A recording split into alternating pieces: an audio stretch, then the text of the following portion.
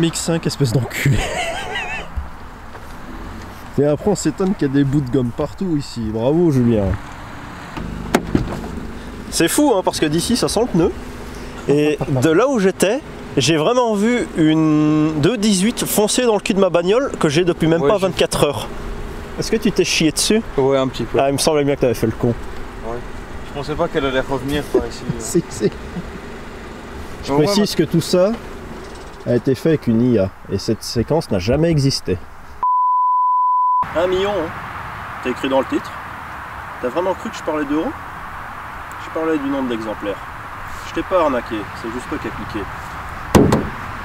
Répartition des masses, 49, 51%. C'est brillant. Mais je préfère ça. 50% à l'avant, 50% à l'arrière, double triangulation. Non, il n'y a pas. Ça oui. J'ai 4 cylindres. Il en a 3. C'est brillant, hein, mais je préfère ça. Du coup, à la base, j'étais parti sur remplacer ma Citroën C3 par un daily diesel économique du style E46 320 CD. Puis je sais pas, c'est parti en couille et je me suis retrouvé avec une voiture qui fait 9 litres au 100. Mais, je vous vois les écolos, vous pouvez être fiers de moi, j'ai fait un giga effort. J'ai remplacé mon ancienne voiture de décembre 2009 par une plus moderne, janvier 2010. J'ai fait un effort, en tout il y a 3 semaines de différence. Moi je dis l'écologie. Si vous avez l'habitude de regarder mes vidéos complètement claquées au sol, je sais même pas pourquoi je fais ça d'ailleurs, vous savez très bien que cette voiture a 2 défauts majeurs. Le plus gros défaut de tous, c'est qu'elle n'est pas verte. Moi j'adore les voitures vertes. Et son deuxième défaut qui n'en est pas un, c'est tout simplement qu'elle a le plus petit moteur des deux. Alors je vous vois venir, ouais t'es qu'un connard qui critique les mecs en Mustang 4 cylindres. Oui, je l'assume. Cependant, 1,8 litre moteur Mazda, 2 litres moteur Ford. Moi j'ai le vrai moteur, même s'il est plus petit. De toute façon, 126 chevaux, atmosphérique, BBR GTI, stage 1 turbo, stage 1 compresseur, ou stage 2 turbo, voire compresseur. Faudra juste me dire comment on passe le contrôle technique. Et est-ce que j'ai vraiment envie de mettre un kit à 9000 € de turbo sur une voiture qui passera pas le contrôle technique avec un kit qui coûte le prix de la voiture? Ouais, peut-être plus tard, on verra. Sinon, voilà, j'ai acheté une voiture produite à 1 million d'exemplaires. Bah, dites-moi ce que vous en pensez. Moi, à la base, je suis parti sur un diesel. Mais je l'aime bien, je l'aime bien. Je la trouve très jolie, même si elle est noire. On a pu voir que Julien aime bien cramer ses pneus. Mais ça, j'en ai aucune idée parce que les pneus sont neufs et j'ai pas envie d'essayer parce que ça fait à peine 14 heures que j'ai la voiture et j'ai même pas fait 30 km avec. C'est vrai. Du coup, on verra peut-être demain. Alors, là vous dites, ouais, t'as acheté une MX5, voiture de gonzesse, machin. Oui, mais... amortisseur Bilstein, je lui mets à peine un doigt. Homologué au contrôle technique belge. Alors les jantes, ce sont des Dots, je pense. Alors je pense que ce sont des Dots.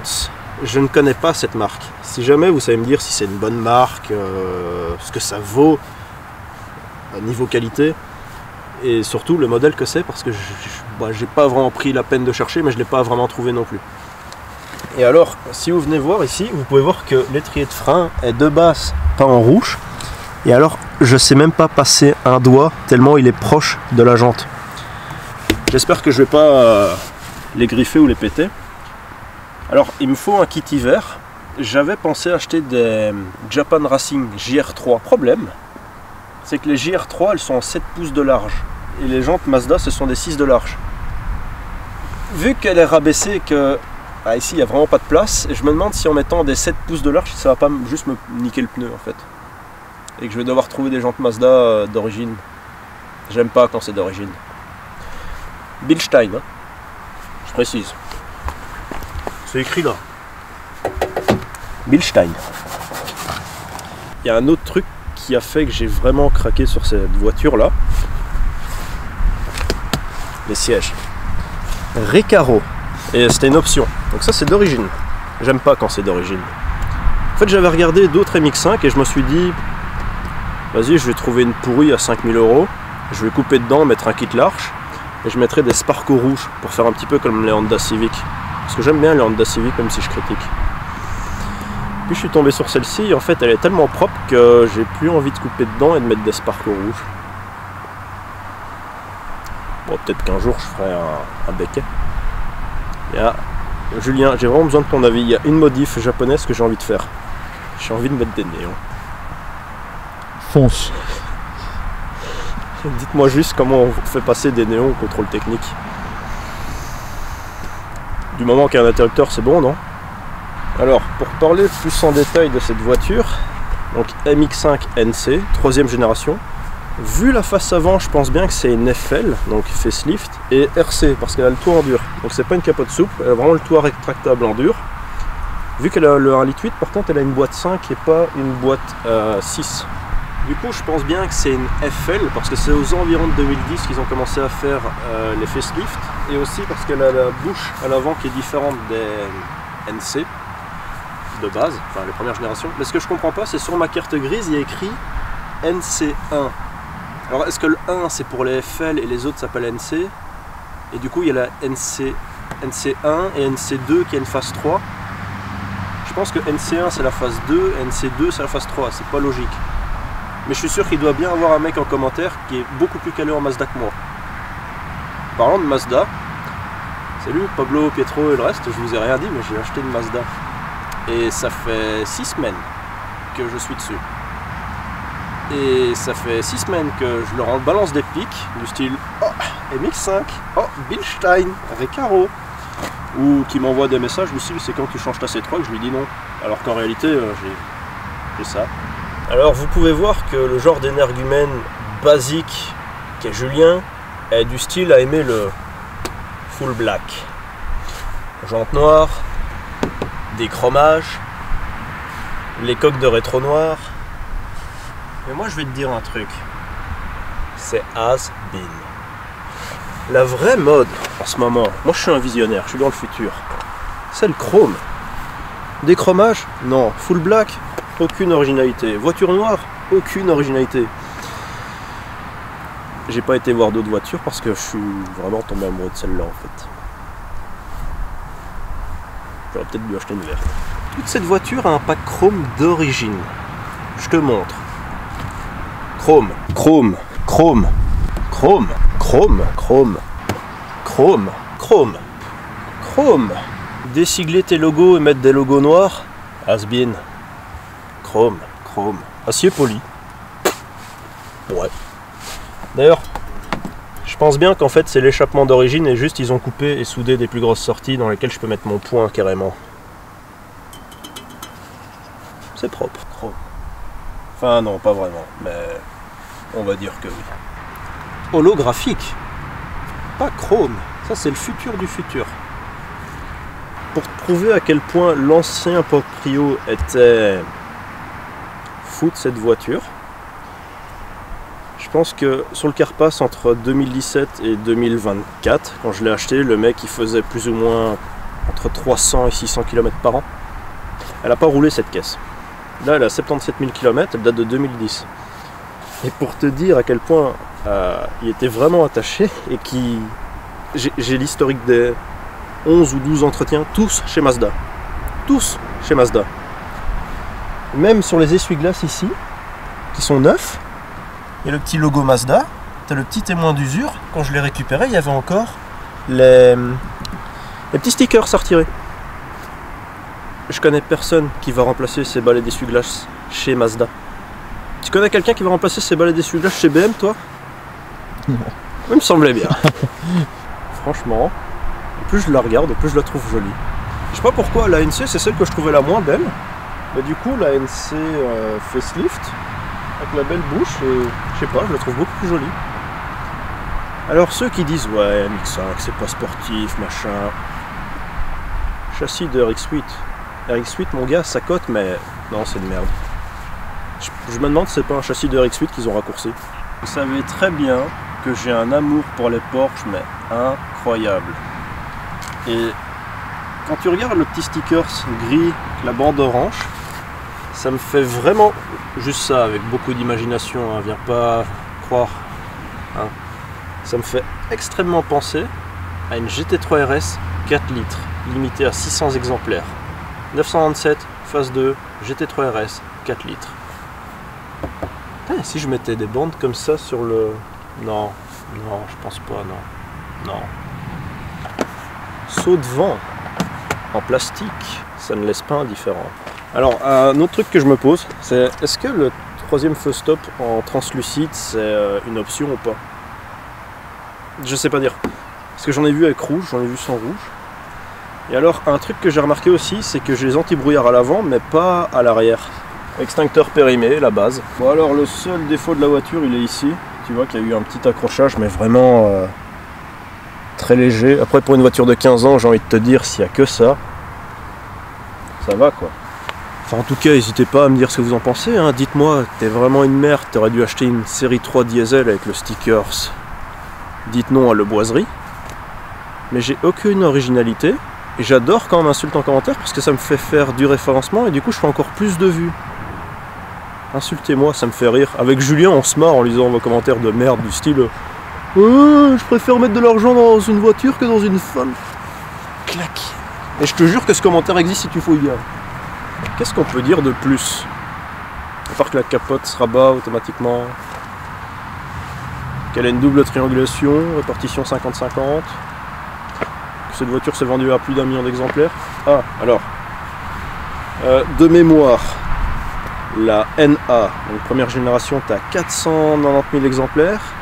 La NB, qui est juste une NA avec une carrosserie différente, tu as 270-280 000 exemplaires, quelque chose comme ça. La NC, je pense que tu as 230 000 exemplaires. Et alors, là, il me faut vraiment un pro en MX5.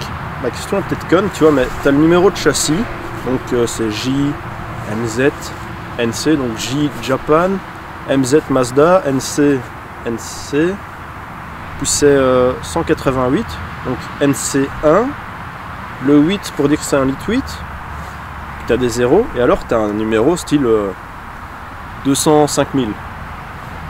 Et quand j'ai les papiers de la voiture, il y a écrit châssis 205 000.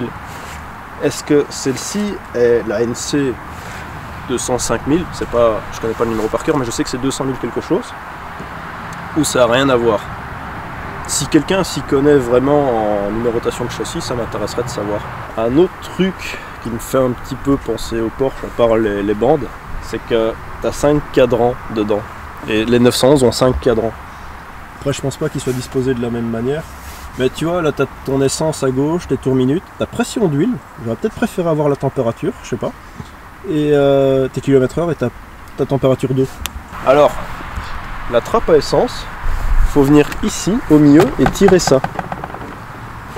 Soit c'est moi qui suis extrêmement con, ce qui est fort possible, vu que je critique les gens qui roulent en Fiat, et en Mustang 4 cylindres, et en Mazda 1,8 litre alors qu'ils auraient pu acheter le 2 litres. Merde, c'est autre chose ça.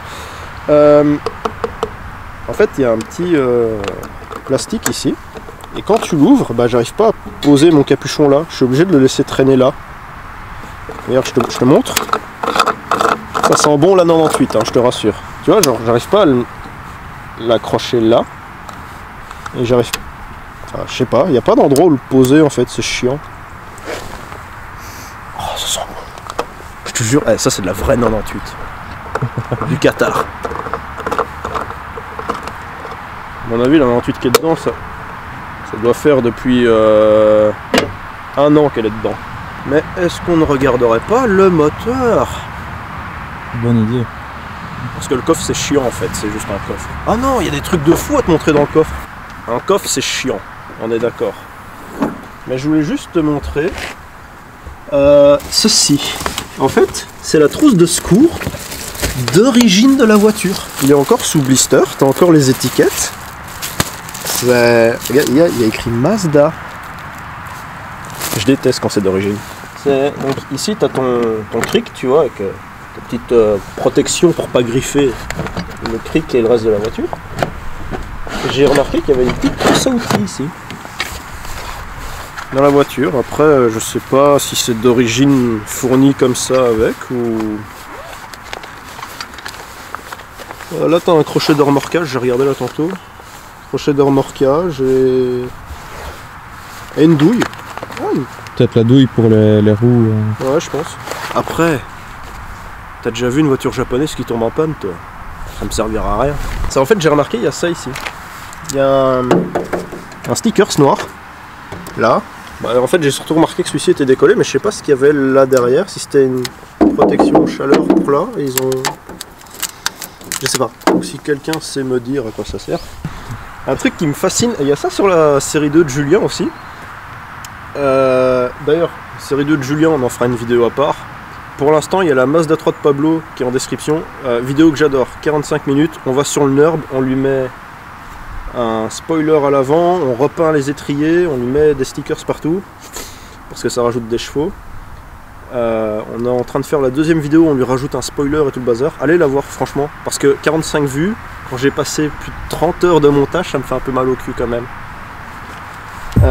Du coup, ouais, un truc qui me fascine, en fait c'est ça. Pour pas avoir un gros C, tu sais comme les coffres électriques, là, un gros C ici, et qui te bouffe la moitié de ton coffre, bah ils t'ont fait tout un système à l'ancien avec des charnières. Et quand tu regardes, quand tu fermes, il y a ça sur la série 2 aussi, t'as tout qui se décale. Tu vois? C'est débile, hein? C'est une charnière. Ça me fascine. Tada. Voilà, alors ce que je disais pour le numéro de châssis, donc je vais flouter une partie évidemment, hein. Mais t'as, moi je pense Japon, Mazda, NC1, le 8 pour dire que c'est un litre 8. Et alors là t'as 205 000, est-ce que c'est la voiture numéro 205 000? Je sais pas si ce numéro là ici à la fin correspond au numéro de châssis. Est-ce que je vous ai dit que j'avais une sportive à moteur central avant? Puisque ton essieu est là, ton moteur est sur l'essieu avant. Et au centre de ta voiture. Et ouais. 1,8 litre, Mazda. Pas grand chose à dire à part que tu as une espèce de poussière blanche d'aluminium comme ça sur le bloc. Tu vois, je sais pas si on voit bien. Parce que tellement le moteur a pas tourné. Je pense que juste en 2024 la voiture a fait 300 km. Donc c'est à dire que je l'ai depuis 24 heures, je lui ai mis 30 km en plus, donc j'ai fait 10% de ce qu'elle a roulé sur l'année. Après bah c'est propre. Donc je t'explique, le kit BBR GTI. J'ai vu pour le compresseur, en fait tu vires la boîte à air ici, tu as ton compresseur qui est là, qui vient là, et ici derrière tu as un cône qui vient derrière le pare-choc. Et alors ils te fournissent même le boîtier ECU, la carte et tout le bazar. Donc tu n'as même pas besoin de la reprogrammer en théorie. C'est plug and play. Du coup, si vous connaissez comment immatriculer des voitures en Angleterre. Alors un truc que j'aimerais bien faire, les 2 litres avaient une barre anti-rapprochement, les 1,8 litre l'ont pas. Et j'aimerais bien mettre la barre anti-rapprochement de la 2 litres dessus. Mais j'ai surtout vu un truc sur internet, c'est un kit de rigidité sous le châssis. Qui ressemble à ça. On passe comment le contrôle technique? Donnez-moi une réponse s'il vous plaît. Si ça passe, je le mets.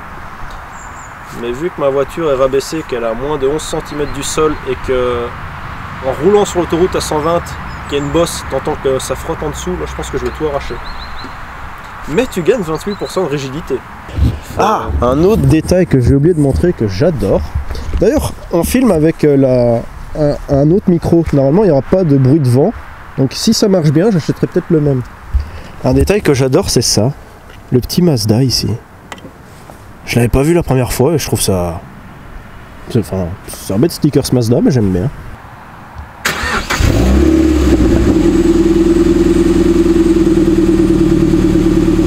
Alors, détail très amusant dans cette bagnole, c'est quand tu mets ça, bah, tu vois plus rien en fait.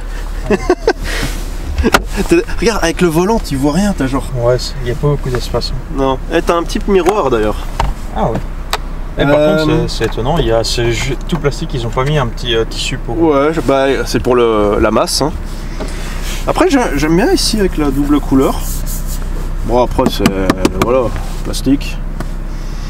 Et pour remonter le toit, c'est ici. Mais dis-moi déjà, est-ce que t'es bien assis? En vrai, ouais.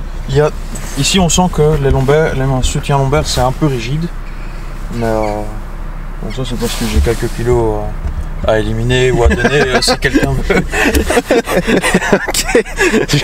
Je m'attendais pas. Bon, écoute, c'est toi qui...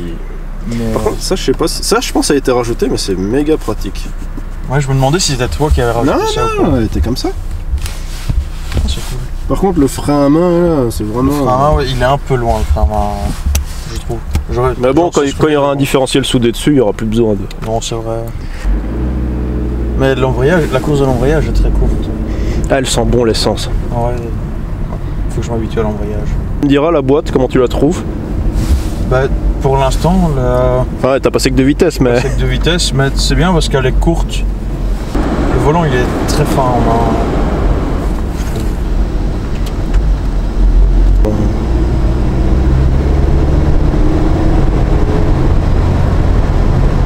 En vrai, le pot est sympa, l'échappement est sympa.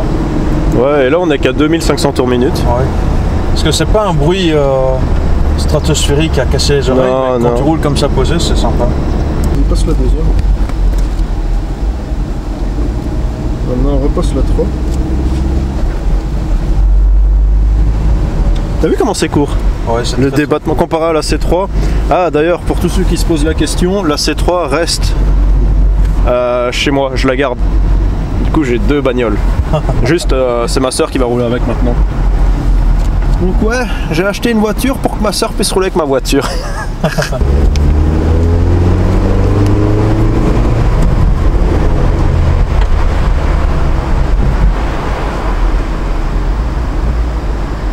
Elle est plus petite que mon ancienne voiture.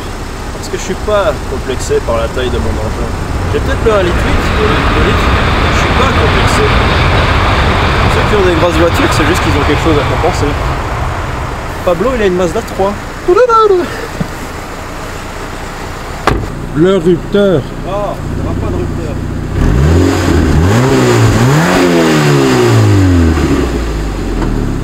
Je suis monté à 5005. Oh, c'est sympa.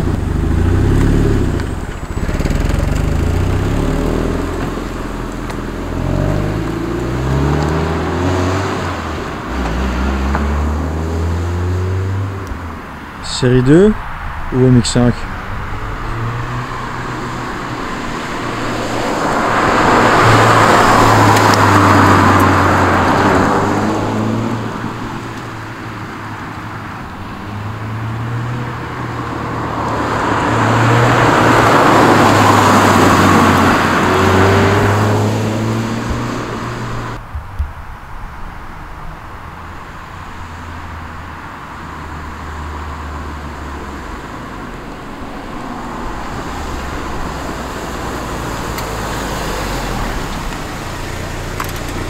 La légende était donc vraie, il y a un meilleur châssis que sur une Golf.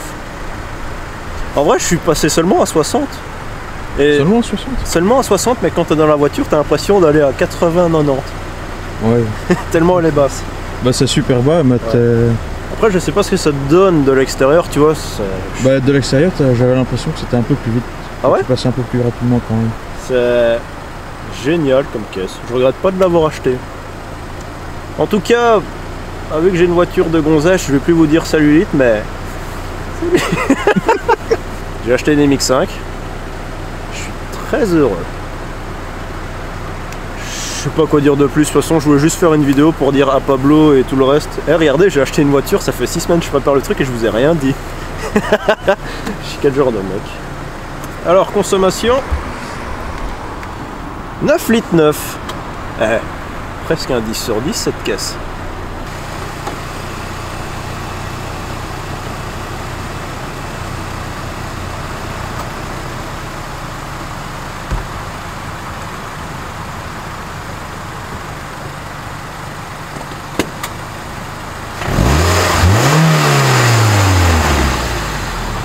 Non mais déjà là tantôt elle fume, mais le petit crépitement. Oh c'est génial le petit crépitement, j'adore. Ouais. Bref, dites-moi si vous aimez bien cette voiture ou pas, lâchez-moi un commentaire pour faire plus de vues, allez voir la vidéo sur la Mazda 3 et surtout insultez-moi, ça me fait extrêmement rire. Et dites-moi qu'est-ce que je devrais faire comme modification. Les underglow. Et alors ce que j'aimerais bien essayer de faire un jour, ce serait style un petit becquet ici, tu vois. Ouais. À mon avis, elle est déjà trop basse pour faire une lame et des side skirts et tout ça. Ouais, c'est vrai que c'est... Elle est trop basse. L'utilisation quotidienne en fait. Ouais. Bref, il y a plein de pièces pour cette voiture. Et je suis sûr qu'il y a plein de gens qui s'y connaissent bien mieux que moi. Un jour, les deux là avec la Mazda 3 sur le Nord. En 2025, promis. Alors, pour parler un peu plus de l'histoire de cette voiture, elle était dans un garage près de chez moi depuis mai. Et depuis mai-juin, je passais devant tous les jours pour aller travailler, tous les jours pour revenir. Et bon, bah au final, en septembre, après être passé pendant 4 mois devant, on s'est dit qu'on allait aller voir, tu vois. Ouais. Alors ce qu'il faut savoir, c'est qu'au début, genre quand elle était dans la vitrine, je me suis dit, vas-y, c'est quoi ces jantes de kéké là? Elles sont dégueulasses. Et quand je les ai vues de plus près, je me dis, elles sont quand même vachement bien les jantes en vrai.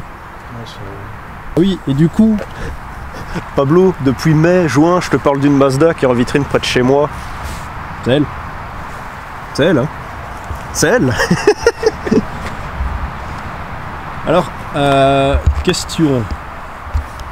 J'ai regardé sur le site de la DIV, site de Belgique Sécurité Routière, machin, tout ce que tu veux. Ils te parlent des plaques. Et tout ce qu'ils te disent, c'est la plaque avant doit être identique à la plaque arrière, logique, tu peux pas avoir un numéro différent, mais à aucun endroit il stipule que ta plaque avant doit être du même format que ta plaque arrière. C'est-à-dire là j'ai une rectangle et ça prend les 3/4 de ma calandre et je trouve ça moche. Et j'aimerais bien mettre une petite carrée, style moto, voire autocollant, tu vois, sur le côté, mais ça je sais pas si je le ferai. Donc j'hésite à mettre une petite plaque moto. Le souci c'est, j'ai une plaque rectangle à l'arrière. Est-ce qu'une plaque moto à l'avant ça passe? Comment on passe le contrôle technique? Parce que moi on m'a toujours dit, et d'après les sites que j'ai lus, du moment que ta plaque est réfléchissante, c'est bon. Et que ton style d'écriture de chiffres et de lettres se rapproche de la plaque arrière, c'est bon. Genre tu vas pas mettre de l'italique quoi, tu vois. Ouais, c'est vrai. Donc si quelqu'un sait me renseigner sur ça, parce que je me dis qu'avec une petite plaque carrée là, côté droite, ça pourrait peut-être être encore plus sympa qu'une rectangle moche. Ouais, ça pourrait être sympa.